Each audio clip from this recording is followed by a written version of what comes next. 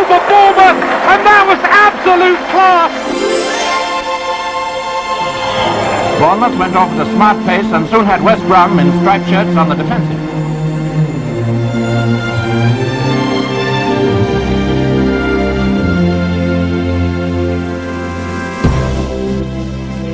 I think a shot's too far, it isn't. Matt Holland driving, he scores! An amazing goal, straight through the wall!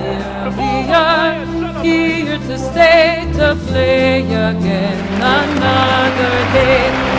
We have been a long time here to survive another 100 years. Here we are, here to stay, to play again. Oh, this old ground seems some drama in its time. I bet I could tell a few stories. When we beat the likes of Manchester United and Tottenham Hotspurs. Or when Ted McDougall scored 9 goals in one game. What a record! Of course.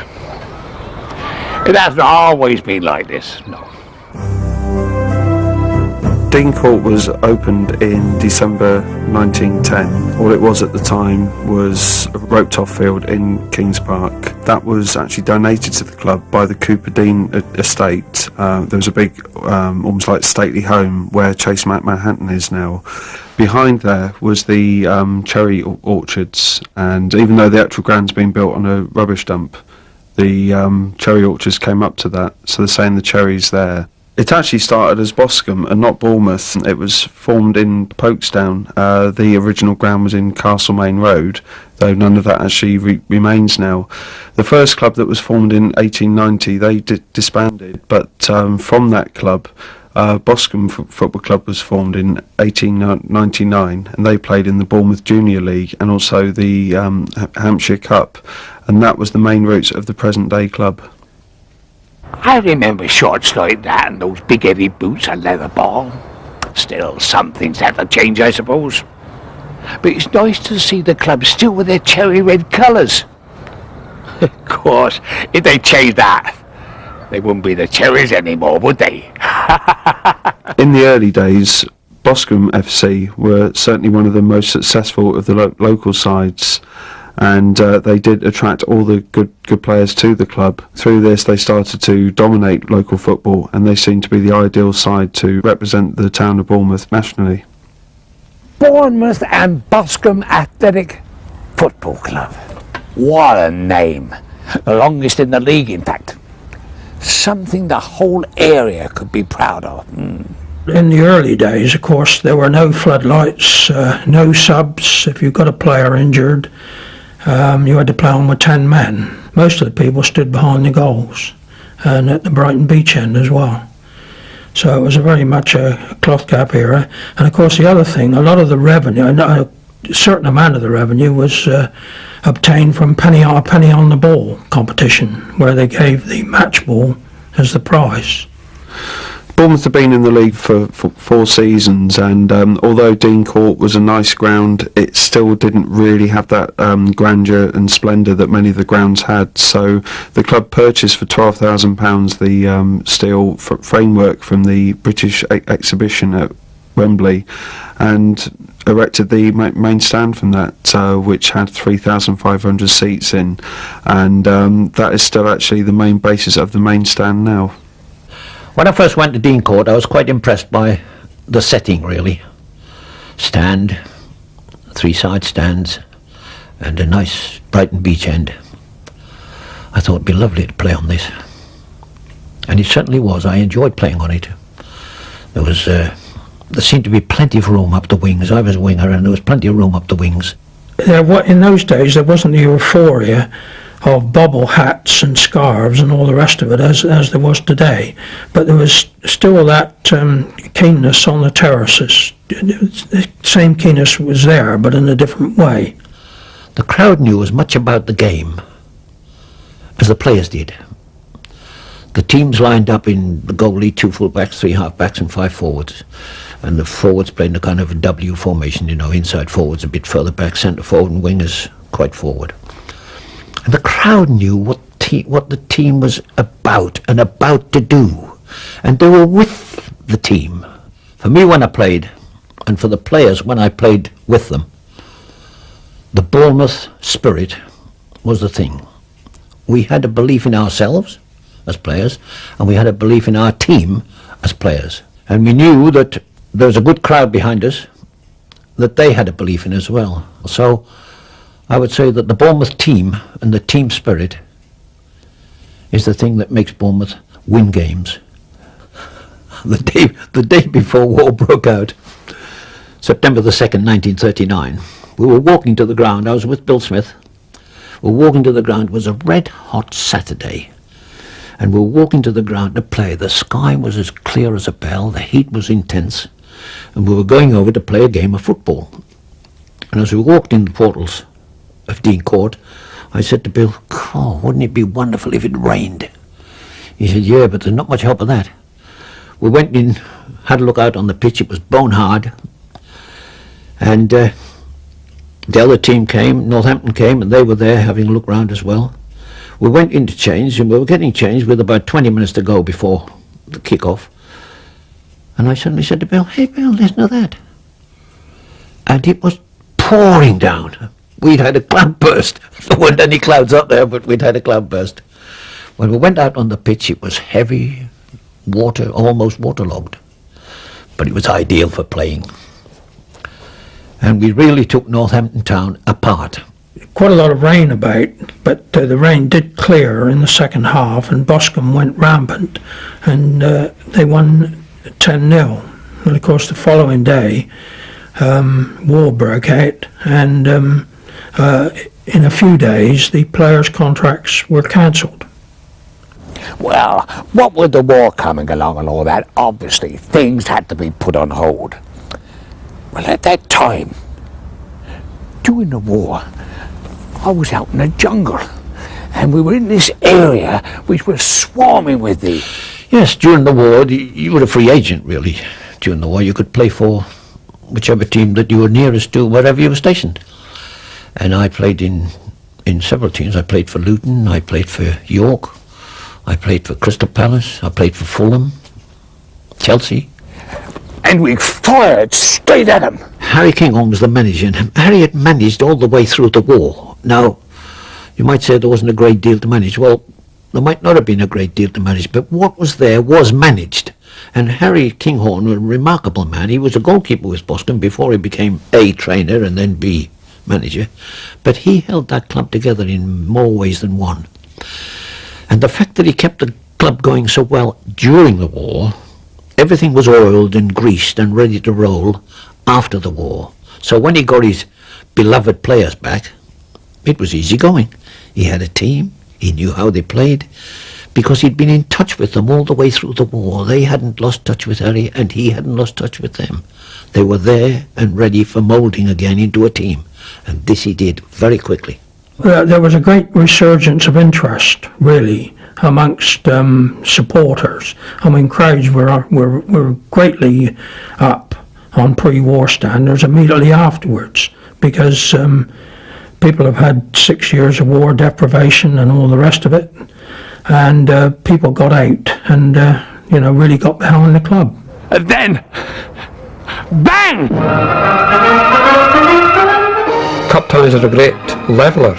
It's been proved time and time again, and I think Bournemouth were always recognised as being a really good footballing side. The cup tie with Southampton, I think from the moment the draw was made, it was a very special game.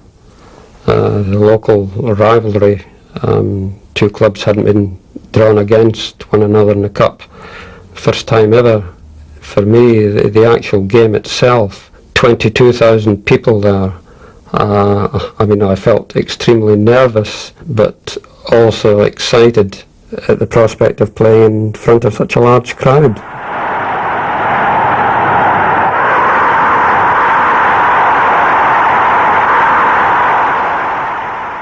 It was just another world to me, because coming from the Milltown area to these lovely shining sands and sunshine, and you didn't need a coat, no jumpers or anything. Yeah, wonderful. Lots of people who had been to Bournemouth said, "You will enjoy it, Len. the town itself. And, well, when I came here, I was met at the central station, and Arthur Cunliffe, the trainer, we went a run on the seafront just to, to show me what it was all about. And that day, well, I'm a Bournemouth fan. My recollection and memories of Bournemouth are all good, all first class. From the players I met there, played with there, over the 5 years I was there, were the best times of my life. The game started before a capacity crowd. Supporters were cheering clear and loud. As Bedford and Newsham did their most, even Cutler uprooted a Wolves goalpost. Was a wonderful victory. The day the post snapped was quite a laugh. Wasn't at the time. We were doing all the pressing, and I can remember the incident very clearly. Having dribbled round the goalkeeper, but I'd put myself at a tight angle, and I didn't know whether to have a go at goal myself or pull it across the face of goal, which was the best thing to do, the safest thing to do, which I did. I pulled it across the goal, and Reg Cutler's running in, and the fullback, both seemed to collide as they got near the ball. Neither of them touched it, and I think Reg ran into the net, and the fullback got hold of the post, and between the two of them, snapped it off. We were expected to lose the game because Wolves at that time were the champions of Europe, with probably at least 5 internationals in their side. So we were definitely underdogs going up there. But having overturned that and won the game 1-0, going home was special. And that were that. Anyway, by then the Cherries were starting to take centre stage, and the whole town was buzzing, and what with the media attention and all that, well, there was no stopping us. Imagine Bournemouth on every big screen in the country.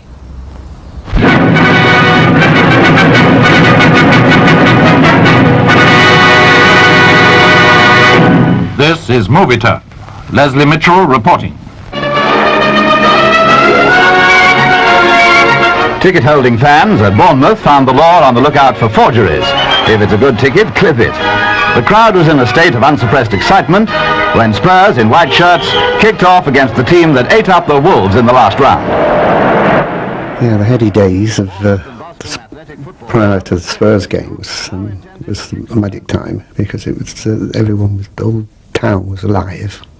Everyone spoke to you on the street, and it's one of those times that you never take away from you, and they were the happiest times. And going up and hearing about tickets changing hands for £5 or £10 in those days, when the price of a seat in the stand was only equivalent to nowadays 40 pence, and that was for a seat.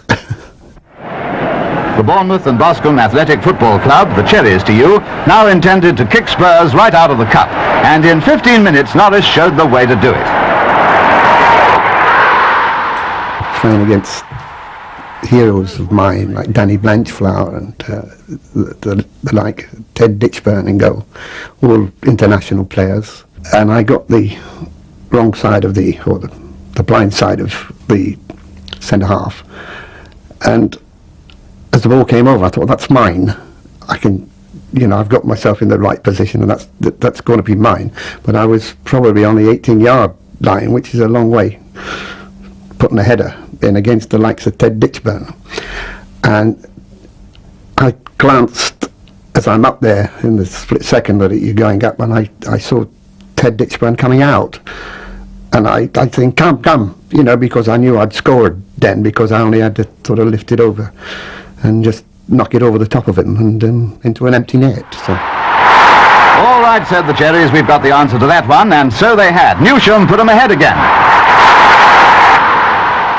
If you listen closely, I think you can still hear the roar of the crowds, the feeling of excitement and expectation.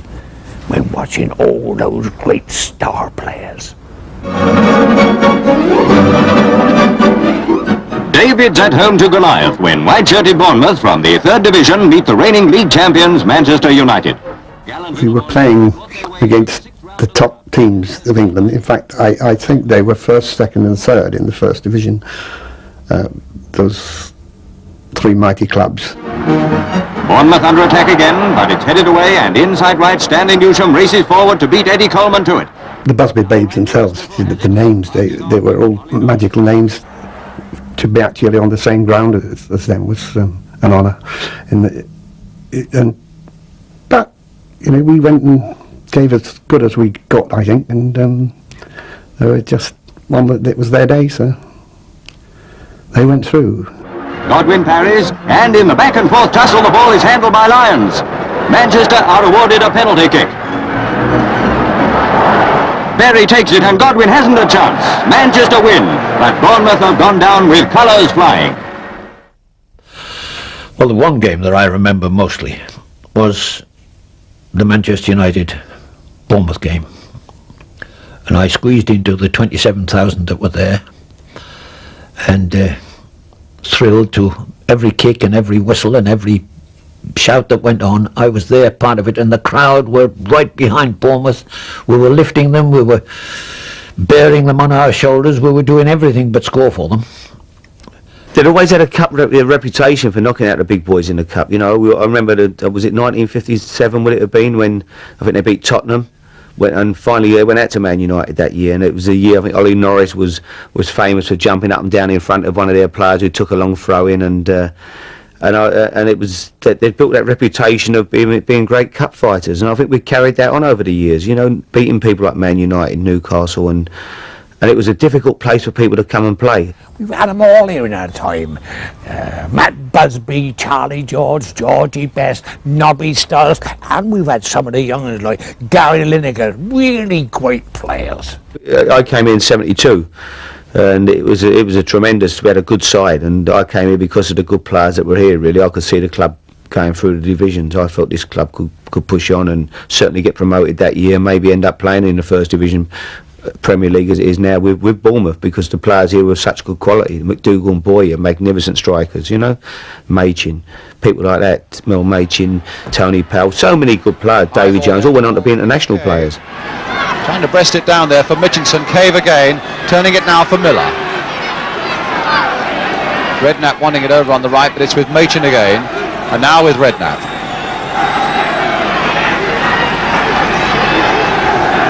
David Jones right in there, swept there wide towards McDougall, and Paul Priddy.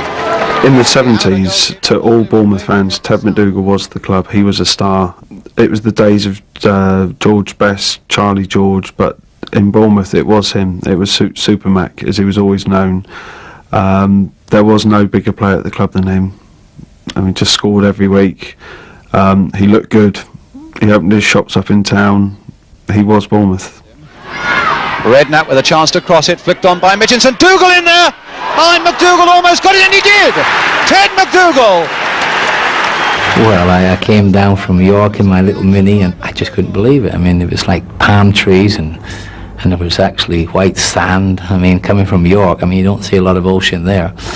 And we went training, and all the players looked suntanned, and they looked like they were from the south of France or something. And then we went and we had an afternoon off because it was too hot to train, so he took us to the beach. I mean, this is like, what have I come to here? It was absolutely fantastic. The chairman was very positive, and his outlook, what he was wanting the club to do, and they got promotion. A certain amount of money was spent to be able to get that, I have to say, but the really good times. The Ted McDougall's, who was a legend in himself. I think he scored 9 goals in one game, and I was playing in that game, a game against Margate in an FA Cup.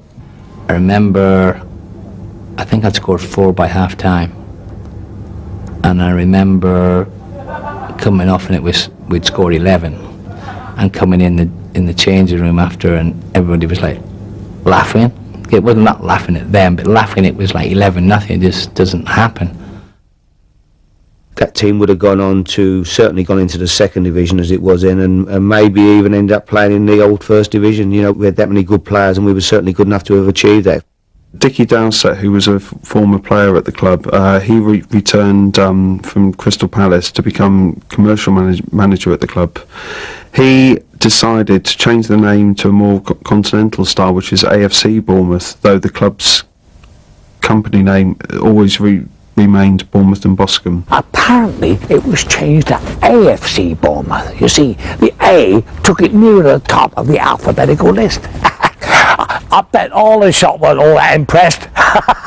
We were top of the league with the likes of Aston Villa, Notts County. I remember gates here of something like 20s and 24,000 people.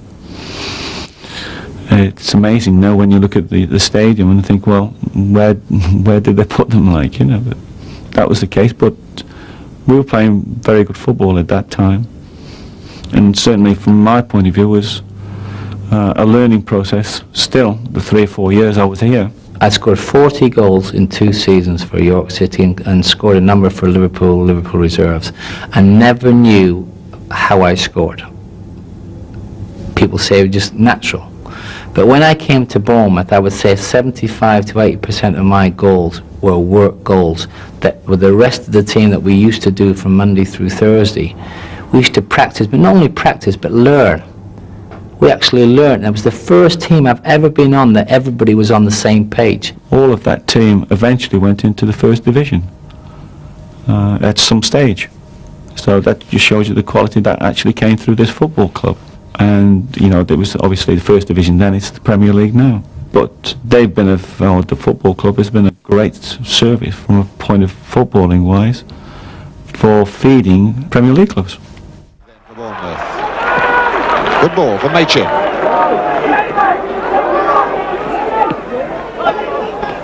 Powell, Machin. Flick on from Sainty, and that's Boyer with number 2. Phil Boyer gets number 2. It's so nice to see that those lads who have played for Bournemouth have gone on to even greater success. Now that's really what it's all about. In '84, and I was really trying to make my name as a manager, you know, and I had really a group of players who were all free transfers and had all been discarded by bigger clubs or picked up from non-league or whatever, and to actually play against the cup holders and a team of internationals was a great chance for them to put themselves on the big stage, match of the day, catch cameras here. There was a buzz everywhere. People saying, oh, Bournemouth playing Man U in the cup, you know, that's going to be, what, 6 or 7-0. I came down on the train with a lot of Londoners who were going to support Man U on the day, and I got so wound up by them I put a £10 bet on Bournemouth to win 2-0, and I paid tax on it. They were cup holders and we were the underdogs. It was the old classic going back to the 1957 one, probably, getting revenge for 57 when they got knocked out by Man United. But the town was absolutely alive and looking forward to the game, but we just built on that reputation of being great cup fighters. We absolutely excelled that day and turned in the most fantastic performance and won the game 2-0, and I'm sure that would go down as one of the great cup upsets of all time.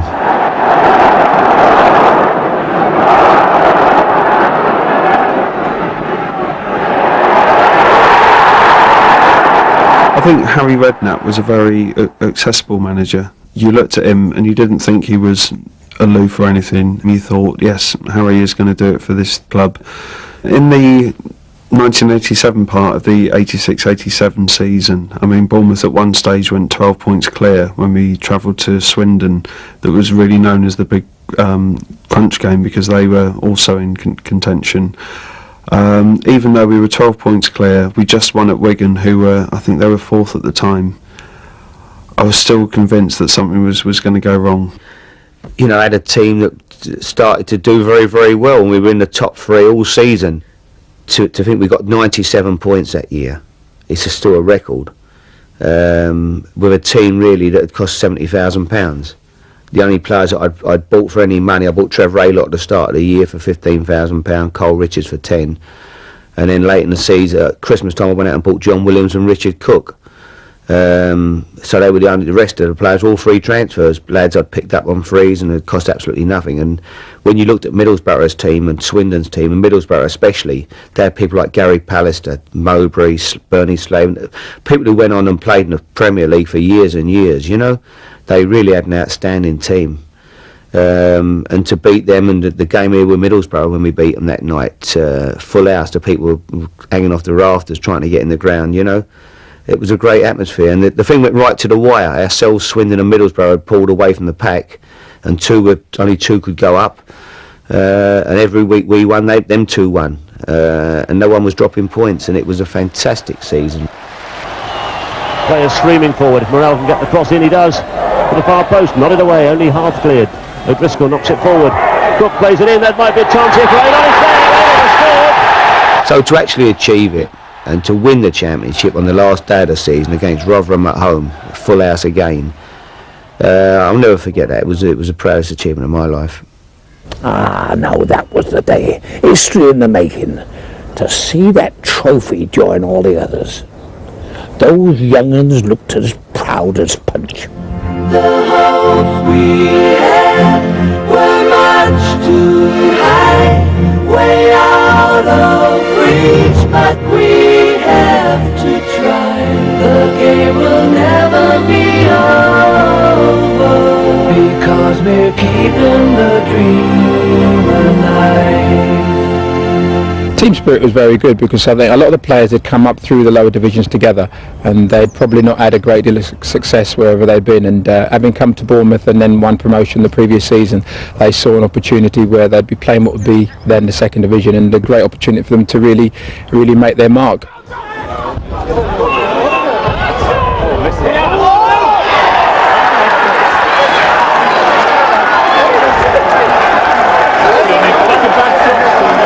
It was strange because I used to play alongside Looper but clean his boots at the same time, which was a little bit strange, but it was part of my job. I was an apprentice, and I got paid me £29.50 a week a night to do it.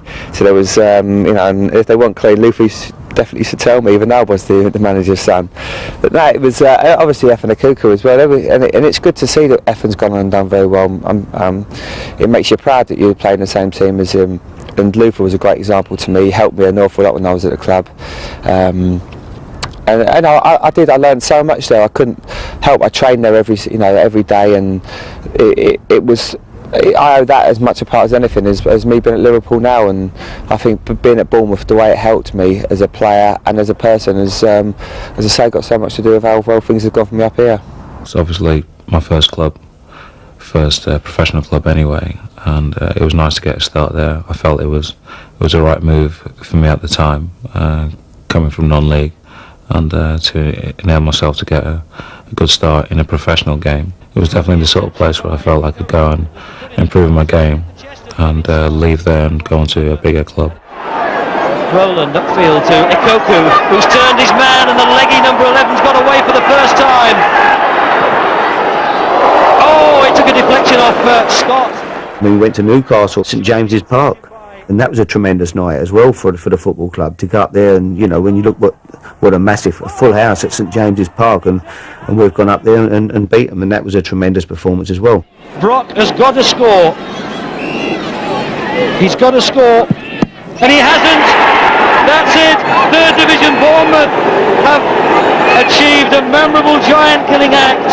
Bartram saved it, but the kick wasn't too well hit, and it's Bournemouth who go through. It was one of the few times that season that we were able to perform on that sort of stage, and that occasion, playing in front of 30,000 fans is special for a club of that size, because everything is stacked against you, really. All the odds are stacked against you. They've got so-called better players than you, and for you to only put one over them is a real triumph for the likes of Bournemouth. We've taken on the likes of Newcastle, Manchester United, Everton, and proved that we can beat them and match them. And it's important for players like ourselves, where that's happened in the past, and it can happen in the future. Each year, some small club beats a bigger club, and why can't it be yourselves? It's so important that Bournemouth has a football club. You know, so many kids playing football in the area, and it's somewhere for them to look up to, and just a community. I think you need that. You need football in Bournemouth, and it's a smashing football club as well. I started on building a youth policy of younger players from Premier League clubs in the region of 18s. Sorry, in the region of 19, 20, 21. That for some reason have gone down the ladder in them Premier League clubs, because of now what's happening is that if a player is needed, they buy them, and they pay out, of course, big money. So they go further down the ladder and they get missed. I think it's like that's the club. That's what it's really here for, is for people that haven't quite made it at the bigger clubs. They come down and they gain experience, like all the lads in the team at present, and you know, it sets you up for the future if people are looking at you. There's a lot of scouts here every week, and I think without clubs like Bournemouth, the game in England will just go downhill. This club will always produce one or two players over a period of time, and all the top clubs, are watching that. And obviously, from our point, we can then have a player who's come to the system. He's got league experience. Okay, we have to reciprocate by paying transfer fees and feeding money back into people at the lower levels. But that's an important part of football, and it's a good source of revenue for smaller clubs, and I think it's important it stays that way. Jamie obviously came through Bournemouth system, Tottenham, Bournemouth, and again, sometimes it's good for the confidence. It makes them grow up that little bit quicker because of experience at a better level. I was born in Bournemouth, which is obviously very special. So to have a football club in your hometown, for me, I think it's so important. I couldn't see it being any different than having a big football club like they are there. AFC Bournemouth's got a lot of respect around the whole leagues. They know that they've beaten sides of higher opposition. The players are willing to prove that they're good enough to match sides like that. And on the day, I think we're capable of beating anyone. And it was a difficult place for people to come and play. A tight little ground, good atmosphere, fans getting behind the team. No one enjoyed coming to play Bournemouth in a cup. I certainly wouldn't like to come back here at West Ham now and play in a cup tie, because I know it would be a very difficult day. It's a passionate feeling here. And it doesn't surprise me over the years that, teams coming here and being beaten against a Bournemouth team.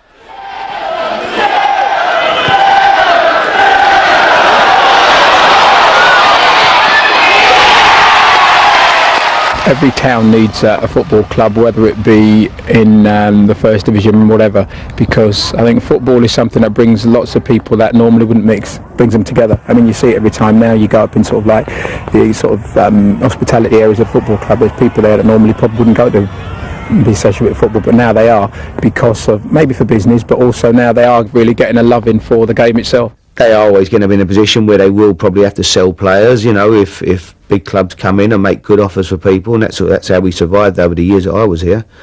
So that's always going to be the case, but there's always other players to come along and fill their places, and that's all part of the fun anyway. And people like to see new players come and see players go on and watch them on TV, knowing that they played at Bournemouth or wherever.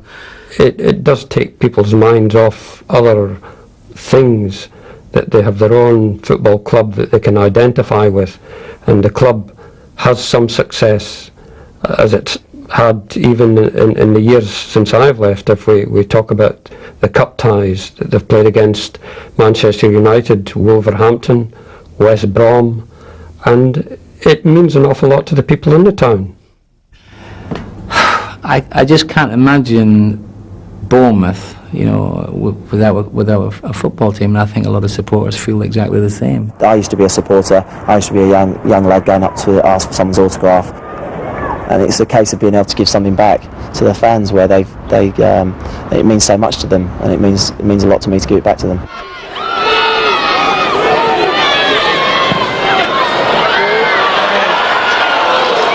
People on a Saturday, they want football. They've lived for football. Football's the main sport in England, and if AFC Bournemouth lose on a Saturday, then it ruins their whole weekend.